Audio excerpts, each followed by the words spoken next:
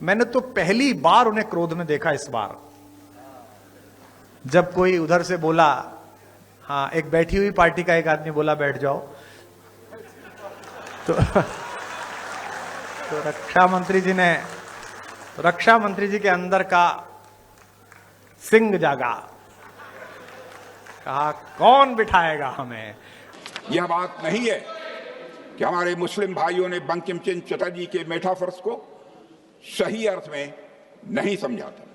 मौलाना रजाउल करीम ने कहा कि वंदे मातरम जैसे निर्दोष और सर्वांग सुंदर गीत को भी सांप्रदायिक कहते हैं, पर जिनके पास उदार दृष्टि है उन्हें वंदे मातरम गीत को समग्र दृष्टि से देखना चाहिए।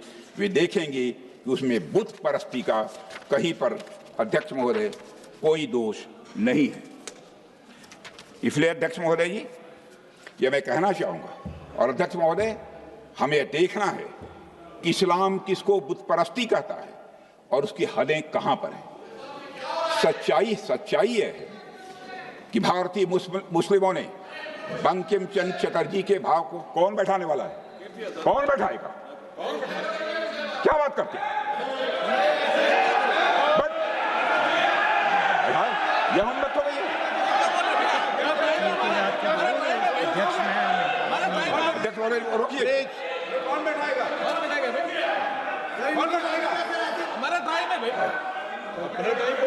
हमारे साथी थे, हमारे साथी।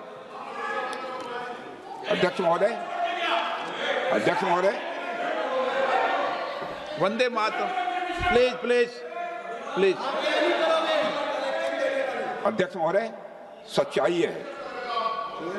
अध्यक्ष महोदय, संसद में कोई चाहे जो बोले, सच बोले, सत्य से थोड़ा परे भी बोले, लेकिन शोर शराबा नहीं मचाना चाहिए। खड़े होकर आप बाद में जब भी बोलने का अवसर मिले आप उसका प्रतिकार कर सकते हैं। संसद की मर्यादा है, सदैव मैंने इसका ध्यान रखा है महोदय। संसद तरफ से यह मेरे बारे में कोई नहीं कहता, संसद की मर्यादा मैंने कभी नहीं तोड़ी। भारत के यशस्वी रक्षा मंत्री जी हैं और मेरे प्रति पिछले 3 दशकों से पुत्रवत स्नेह उनका रहा है, और मैंने सदैव नीरज भाई को, पंकज जी को सदा ये कहा कि जितना लाड़ तुम पर है उतना ही मुझ पर है उनका सदैव। और वही अटल जी की छवि उनमें दिखती है, अभिभावक की छवि दिखती है। किसी भी दल का व्यक्ति हो, राजनेता अजात शत्रु होना चाहिए।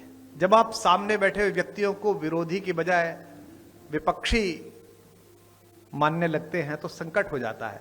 मैंने तो पूरे लोकतांत्रिक जीवन में, विधानसभा में, राज्यसभा में भी आप इतनी कम आयु में रहे, मैंने तो पहली बार उन्हें क्रोध में देखा इस बार, जब कोई उधर से बोला, हाँ, एक बैठी हुई पार्टी का एक आदमी बोला बैठ जाओ,